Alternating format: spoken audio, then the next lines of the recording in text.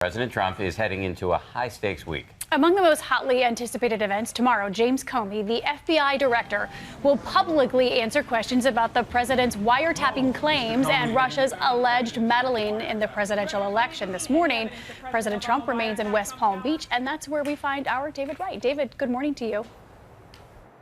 Good morning, Paula. Just a reminder, everybody, James Comey, the guy that's set to testify tomorrow, is the same guy who was behind that on-again, off-again investigation of Hillary Clinton's private email server.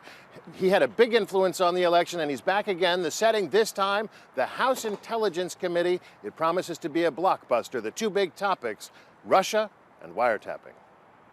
Is the truth, the whole truth, and nothing but the truth. As the nation's most powerful law enforcement officer, FBI Director James Comey is in a position to know whether there's any credible evidence to support either story.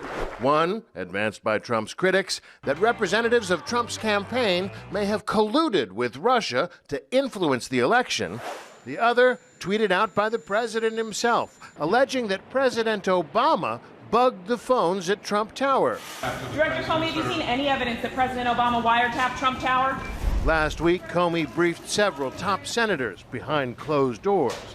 They were tight-lipped. This briefing was all on sensitive matters and highly classified, and it's really not anything that we can answer any questions about. The Senate Intelligence Committee later released a statement saying there's no indication that Trump Tower was the subject of surveillance by any element of the United States government either before or after Election Day 2016. That didn't stop Trump from joking about it with German Chancellor Angela Merkel at the White House Friday. At least we have something in common, perhaps. Comey's testimony tomorrow has the potential to be equally double-edged. His standing with the White House on the line. Also on the Hill Monday, Supreme Court nominee Neil Gorsuch. He is the man of our country and a man who our country really needs and needs badly to ensure the rule of law and the rule of justice. Trump's nominee to replace Justice Antonin Scalia will begin his confirmation hearings in the Senate, a year after then-President Obama introduced his nominee for the post, Merrick Garland, who never got a hearing. It's going to be a very big news day on Capitol Hill tomorrow. As for Comey, he's made it clear privately that there's no truth, so far as he knows, to the wiretapping claim. Interestingly, President Trump has not attacked him, but that could change depending on what he says tomorrow. Dan and Paula? David, as you said, it's going to be a huge news day, so let's bring in ABC News chief anchor George Stephanopoulos, who's going to be hosting This Week later this morning. Good morning. Good morning. How's it going, Morning, guys? George. So what's at stake with this hearing tomorrow? President's credibility, flat out. I mean, he's made this claim 2 weeks ago, 15 days ago, that he was illegally wiretapped by President Obama. That is not true. It is false. He has not been told that by his attorney general, by the CIA director, by the director of national intelligence. We know, as David said, that Director Comey has privately told the Justice Department he has no evidence for it either. The big question tomorrow is, what is Comey going to say publicly? How directly will he take on the president in an open session? If he does, the next question is, how is the president going to respond? Will he finally back down and apologize for his statement? Will he take off on Comey? Will he even go so far as to fire Comey? We just don't know at this point what the president is going to do. In the face of all this evidence over the last 15 days, he has simply not backed down.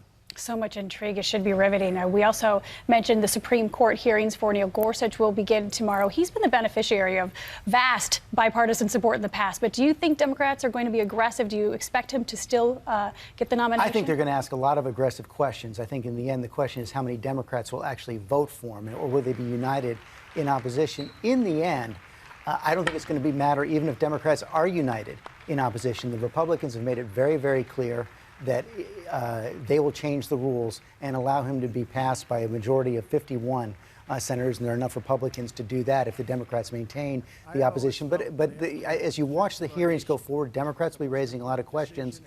What we're going to watch for is whether some of those Democrats say, you know what, he's about as good as we're going to do. He's qualified for the job. We'll vote for him. The other big event looming this week that we've mentioned is Thursday's vote on repealing and replacing Obamacare. This is in the House. It still has to go to the Senate. What's the state of play on this legislation? It's still in flux. The House leaders say they want to vote on it this week. They're having some trouble getting the vote so far. President Trump has brought in several of the reluctant conservatives. He's changed some no's to yeses so far, but it doesn't appear yet that the majority is there. We'll see if they can get there. They're probably not going to schedule the vote unless they have a majority, but that then leads to the next set of questions. The changes that are going to be required to get the bill through the House, to get these conservatives on board, are likely to cause the bill even more trouble in the Senate, where many senators, more than a dozen, have already raised questions. 3 are opposed, and that's why many senators are saying the House bill, even if it passes this week, is dead on arrival.